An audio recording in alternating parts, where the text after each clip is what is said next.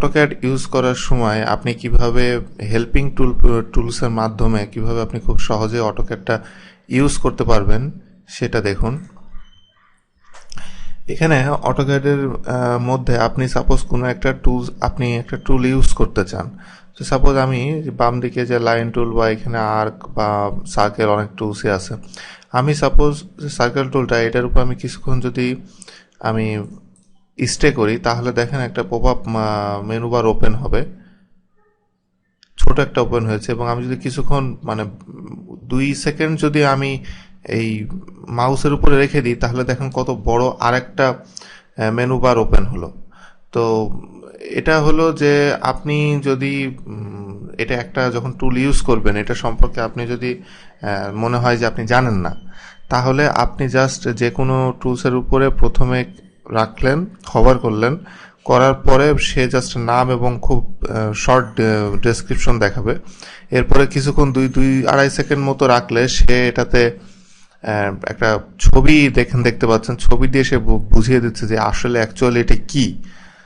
আর এরপরে আপনি যদি মনে করেন না এটাও সাফিসিয়েন্ট না আমার জন্য, নিচে এই যে উইন্ডোজটা ওপেন হয়েছে এখানে দেখেন, এখানে যে নিচে এই যে উইন্ডোজটা ওপেন হয়েছে এটার ভিতরে নিচের দিকে দেখেন press F1 for more help, মানে আপনি যদি আরও ইনফরমেশন চান আপনি F1 চাপবেন। আমি যদি F1টা ক্লিক করি তাহলে এই জায়গায় দেখেন ইন্টারনেট এক্সপ্লোরারে এটা ওপেন হয়েছে। যদিও এটা হলো অটোক্যাডের হেল্পটা আপনার HTML বেস, যার কারণে এইভাবে ওপেন হচ্ছে। তো এখানে যেটা দেখতে পাবেন, আমি যে আর্কের উপরে আমি হভার করার পরে F1 দেওয়ার পরে আর্ক সম্পর্কে অনেক ডিটেল ইনফরমেশন এখানে পাবেন, যে আর কিভাবে ইউজ করে। এর সাব অপশনে দেখেন এখানে সাব অপশন দেখা যাচ্ছে, এর সাব অপশন কি, কিভাবে কি ইউজ করতে পারবেন সব আপনি এখানে পাবেন। এটা হলো যে শর্টকাটে আপনি একটা কিছু সম্পর্কে জানতে চাইলে, টুলস সম্পর্কে জানতে চাইলে পাবেন। অথবা আপনি যদি এখন সাপোজ আপনি সার্কেলে ক্লিক করেছেন, ক্লিক করে আপনি এখন অলরেডি কমান্ডের ভিতরে, এই অবস্থায় আপনি যদি এখন F1 ক্লিক করেন, দেখেন F1 ক্লিক করার পরে এই সার্কেলের এটা চলে এসেছে সার্কেল সম্পর্কে। তার মানে আপনি টুলের ভিতরে থাকা অবস্থায় আপনি F1 চাপলেও হবে। তার মানে আপনি হভার করলেও জানতে পাচ্ছেন, F1 দিয়েও আপনি জানতে পাচ্ছেন। আরেকভাবে জানার উপায় আছে, দেখেন টাইপ এ কি অর ফ্রেজ। এখানে আমি সাপোজ যদি লাইনে লিখে আমি যদি এন্টার দিই, দেখেন এখানে কি শো করছে। সাপোজ আমি এখানে যে লাইন দেখতে পাচ্ছেন এই লাইনে যদি আমি ক্লিক করি,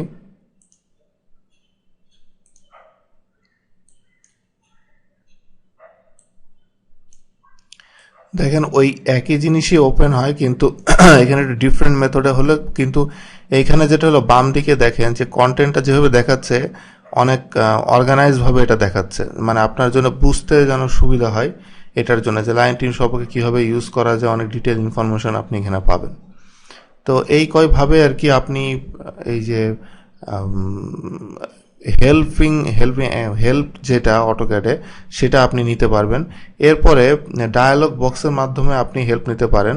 এটা হলো যে সাপোজ আমি যদি এখানে যে প্লট যে অপশনটা আছে এটাতে আমি যদি ক্লিক করি, প্লট কি এটা সম্পর্কে এখন আমি বলছি না, আপনি জাস্ট হেল্প কীভাবে পাওয়া যায় সেটা দেখেন। এইটা যদি আমি ওপেন করি, এখানে দেখেন আমি যেটার উপরেই হভার করি না কেন দেখেন একটা pop up menu bar open হচ্ছে। আপনি যেখানে যান এটা ওপেন হচ্ছে।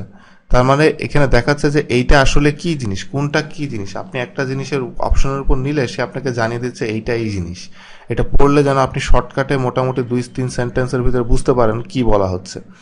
এরপরে অনেক জায়গায় দেখেন উপরে ডান দিকে লার্ন অ্যাবাউট প্লট, এটা তো আপনি যদি ক্লিক করেন ইন্টারনেট ডাউনলোড ম্যানেজারে আপনার এখানে এটা ওপেন হবে। তো এইভাবে মানে বিভিন্নভাবে বিভিন্ন হেল্পিং অ্যাক্সেস এখানে দেয়া আছে, মানে অনেক সহজে আপনি জানতে পারবেন কোনটা কি। এভাবে বিভিন্নভাবে আপনি অটোক্যাডটা অনেক দ্রুত শিখতে পারবেন।